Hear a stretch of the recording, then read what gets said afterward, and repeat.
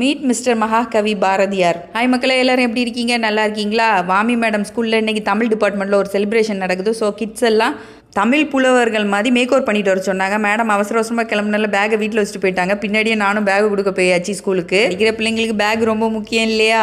வாமி மேடத்தோட ஸ்கூல் நம்ம மார்த்தாண்ட ஊட்டி இருக்கு இல்லையா, அதுக்கு அடுத்த ஸ்டாப் தான் வாமியோட ஸ்கூல் இருக்குது. அப்படியே மேமையும் போய் பார்த்துட்டு ஸ்கூல் பேக்கையும் கொடுத்துட்டு நேராக கடைக்கு போயாச்சு. இன்னைக்கு என்னோட தங்கச்சியோட ஃபர்ஸ்ட் வெட்டிங் ஆனிவர்சரி. மறக்காமல் எல்லாரும் விஷ் பண்ணிருங்க.